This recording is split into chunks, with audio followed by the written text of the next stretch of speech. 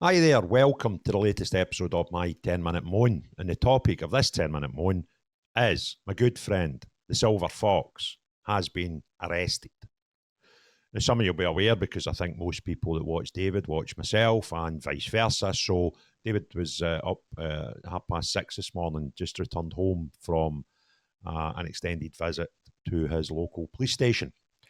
He was visited about 9:30 last night by four police officers who escorted him to the local police station and around about 1 a.m. this morning started questioning him on the suspicion of aggravating racism with potential outcome, obviously, trying to get people to commit acts of violence against certain people. And having spoken to David through texts this morning and quite an extended phone call this afternoon, he was telling me the topics that he was discussing were the Labour Party and our government, the German Chancellor, grooming gangs, and paedophiles in general.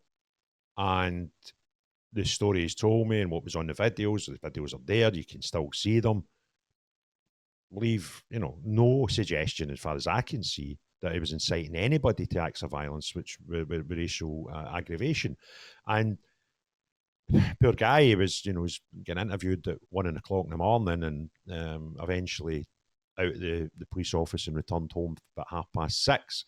But at one point looked as if he was going to be heading for a weekend in a cell to appear at court on Monday morning. So horrific story, and hopefully, touch wood, when the prosecution services get the case, then there's no further action against David, because this could potentially lead to another court case for somebody who is just concerned about the state of the United Kingdom just now. And it's very similar. The accusations against him are very similar to the ones made to an ex-Marine, the Welsh guy, who went to court and the jury took 17 minutes to find him not guilty of any charges whatsoever. And the things that David seems to be getting accused of are very, very similar. So hopefully they can see the precedent set by that trial and think, well, what's the point in doing the same again? With the very, very similar comments as well, if anything, possibly even lighter comments. And some of the things that the suggestions that were getting made to David about some of the things that they feel there was criminality in were evidently satire and being funny. He's quite a funny guy. And, it's not unusual to have him, be sarcastic and use humour in his videos. I do similar myself. But I was asking him, how's your day been? Have you been as busy putting the videos out? And his answer was no. And he feels that the content of his videos today are getting very, he's very careful. I'm not saying he was uncareful before or ridiculously, over the line before. He was saying concerns about things that we're all concerned about. And unfortunately, if you look at his content today, it is, David, is no used to being in prison cells and jail and and cop shops and things. So it's give them a bit of a fright, to be honest with you. And this is a problem that we've got in society. And this was something I spoke about when the hate crime stuff was coming into Scotland. It's a process that is actually the sentence, because this guy's now thinking and second guessing everything that he says. So what's happened as a byproduct of this act of arresting him last night, you've now got another person in the UK who, if today's a barometer, now things might change. He might be a different person tomorrow once he's got over what I would imagine the initial shock of being arrested and put through that process. But a guy today with a big platform, he gets a lot of people watching his videos, and now, at least the immediate reaction is that he's not talking about things that he would normally talk about. So by doing this to him today, or sorry, last night, it's kind of already quieting down his ability for free speech, because the guy doesn't want to go through that process again, especially, I mean, imagine, while he still has a current outstanding case against him, which might end up in the bin. We don't know. We can't read the future. But until that's rectified, this guy's got a live investigation he was arrested for. So whether he's done anything criminal or not, which with me looking at what I can, see and hear myself, wouldn't appear to be so.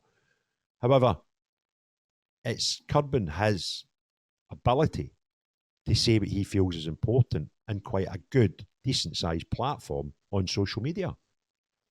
And that you can repeat through probably hundreds, if not thousands of people who are just going to probably not talk out as much about the government because of cases like David's. And that's Stasi-esque. That's an outcome that will suit the people that don't like David saying what he's saying. And although he has no clue who made these complaints about them, I will remind you that the Welsh ex-Marine, his court case started through a complaint from somebody within the Labour Council offices. Now, I don't know who made David's complaint, but if we use that as a precedence, then it might not be such an outrageous thought that somebody, possibly somebody that he was subject to his topics, might be instigating these complaints to what is obviously, for the last 12 hours as end to go by, has stifled that guy's voice. And I hope that, you would need to make sure that the first cases are fine, but I would like to hope that someday soon David's back to being David again and not a clamped up, scared to talk David. That's not what we want. That's no good. That's not what you deserve in a free democratic society. But as I say, I've spoke to him and he's a bit shell-shocked with the whole thing. And heart out to him. It must be a really shitty time for him and his good lady. And I just hope that you can find an end to this quite soon. And today's too early. But David and I will have a podcast together in the non-too-distant future, and we'll hear exactly from the horse's mouth what happened to him on a ridiculous Friday night after 9 p.m. until he got home at 6:30 a.m. this morning. So, just, everybody's thinking about you, David. I've had messages, I've had phone calls even from old auntie concerned about you and stuff. So, there's a lot of good people out there who've got your back. And regardless of how this pans out, they'll remain to have your back. If you enjoyed the video, give me a thumbs up. If you've not already done so, please hit the subscribe and the notification bell. Give me your comments and thoughts below, please. Oh, but by the way, they are watching the comments on YouTube videos that came up through talking to David this afternoon. But watch what you're doing. But most importantly of all, unless you're the type of person that snoops about social media looking for people who you might not agree with to try and get them into trouble, and even if it doesn't lead to anything, knowing fine well that the fear you're putting into people will tame down their output. Not you, but everyone else. Have a great day. Cheerio, bye now.